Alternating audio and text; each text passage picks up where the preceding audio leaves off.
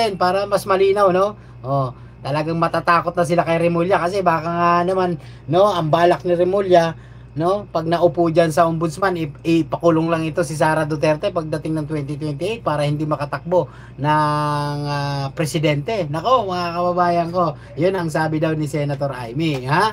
Oh, pakinggan natin. Aresto kay dating Pangulong Rodrigo Duterte at pagdala sa kanya sa ICC. Oh. Not yet. That's why I'm still applying for it. I'll be Wait lang. Putulin muna natin para mas maganda. Putulin muna natin. Sa mga sagot noon ni Remulla sa ombudsman, hinihiling na niyang umapasura ang reklamo, lalo't ginawa lang daw niya ang kanyang trabaho. Oh. It's a time when they asked the Secretary of Justice what his opinion is, if it's the right thing to do. And I said it's the right thing to do. I gave the clearance. That's it. It has a basis in law, in the Republic Act 1951. Tinanong si Remulla sa tanong niya sa lifestyle checks. Sabi niya, maganda raw na maging kabaha. Mga kababayan ko, no, 'di ba? Si Remulla ang dahilan daw, no? Sinisisi talaga nila na dahil nga sa kanila ay napunta si Tatay Digong doon, no? At pagkahuli ni Kibuloy, no? Baka sakasakaling maulit na naman daw ulit na ipakulong daw ito si Sara Duterte. Ba't ka matatakot kung wala ka naman talagang ginagawa, 'di ba? Ba't ka matatakot? 'Yun ang malaking tanong kasi, no, ng taong bayan. Kung wala kang tinatago, no, na magsilbi sa bayan, na talagang 'yun talaga ang focus mo, yung pagsisilbi at walang halong pangurakot, ba't ka matatakot nga naman? Di ba? Kaya dito pa lang, malalaman na natin mga kababayan na takot sila, no? Sa pag-upo ni Boying Remulla dyan sa ombudsman, no?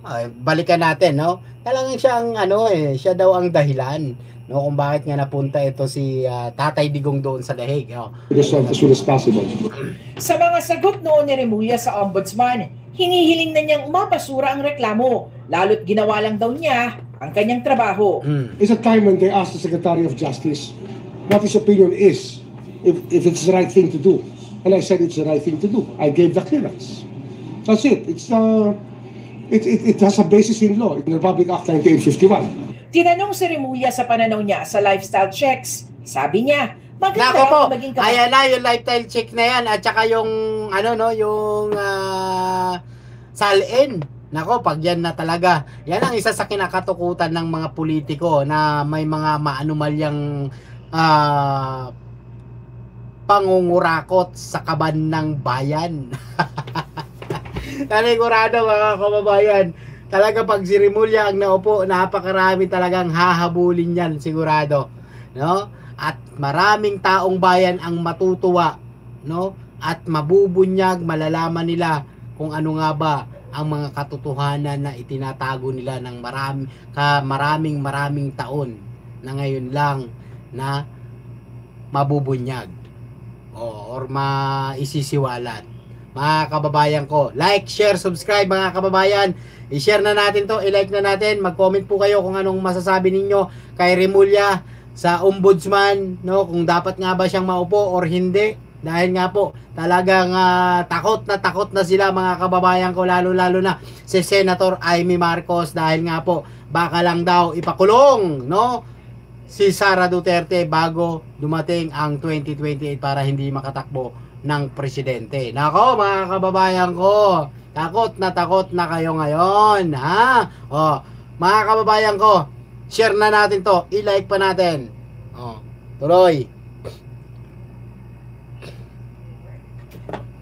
ICC. Not yet. That's why I'm still applying for it. I'll be filing a motion so that this will be resolved as soon as possible. Sa mga sagot noon ni Remulla sa ombudsman, hinihiling na niyang umapasura ang reklamo, lalo't ginawa lang daw niya ang kanyang trabaho. It's a time when they asked the Secretary of Justice what his opinion is, if it's the right thing to do. And I said it's the right thing to do. I gave the clearance. That's it. It has a basis in law, in the Republic Act 1951. Tinanong si Remulla sa pananaw niya sa lifestyle checks. Sabi niya, maganda raw na maging kabahagi ang ordinaryong mamamayan sa pag-iimbestiga, lalo't alam nila ang katotohanan sa pamumuhay ng mga taga-gobyerno. Dapat raw kasama rin ang mga kaanak nito. Handa rin daw siyang baligtarin